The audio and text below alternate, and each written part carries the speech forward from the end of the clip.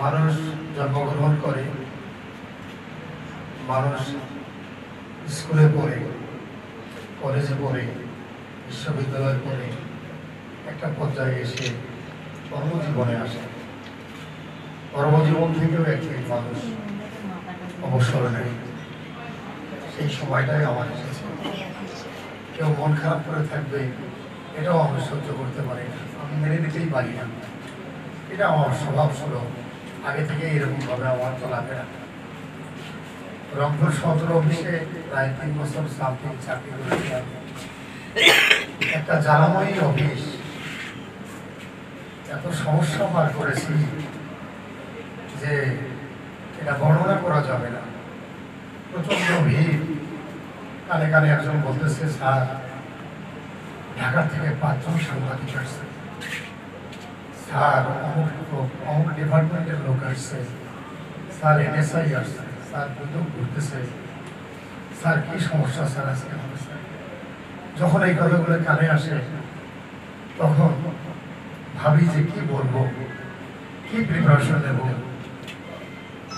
কিভাবে তাদেরকে ম্যানেজ করবো।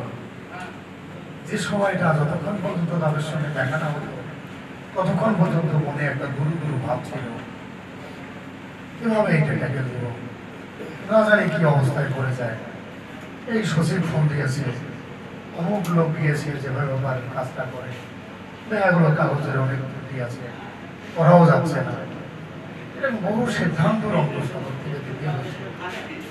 শুধু ঈশ্বরকে দেখেছি যে ঈশ্বর এই কি একটা অবস্থায় বললাম, কিভাবে বাঁচি। প্রতিদিন যখন বাড়ি থেকে অফিস আসি তখন ঈশ্বরকে বলতাম, ঈশ্বর আমি যেন ভালোভাবে বাসায় ফিরে আসতে পারি। উপস্থিত আমার সহকর্মীবৃন্দ এবং অন্যান্য, আসলে বাবুর সাথে আমার কাজ করার সুযোগ হয়নি।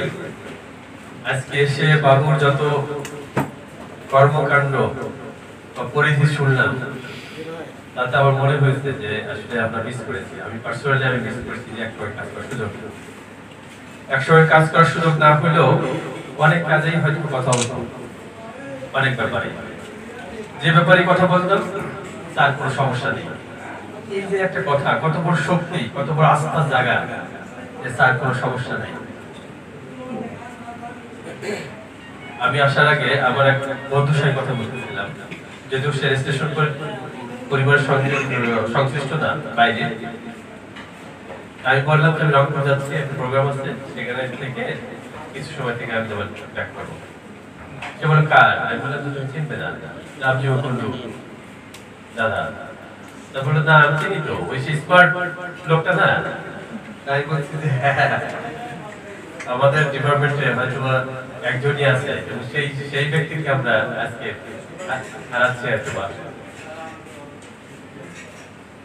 দাদাকে দেখলে অবশ্য এখনো মনে হয় যে না, মানে আমাদের যে নবীন অফিসার আসছে এখনো যদি আমরা বাবুকে তার ভিতর মানে ইনক্লুড করে দিই তাও মনে হয় যে কোনো সমস্যা নেই। মানে এত স্পিডি লোক ছিল, কর্মঠ লোক ছিল, সদারপী লোক ছিল এবং এই তার সঙ্গে যারা কাজ করছেন তাদের বক্তব্যতে চলে আসছে বিপদের সাথী, বিপদের বন্ধু। এই একটা ছোট্ট একটা কথা, বিপদের বন্ধু। বিপদ দেখলে যে ওটা না চেনার ভান করে, আর সে বিপদ দেখলে মানে এগোয় আসে। এটা কত বড় একটা মহৎ মানুষ, মহৎ গুণ, সেটা আমরা আমাদের মতো লোকজন এই ব্যাখ্যা বা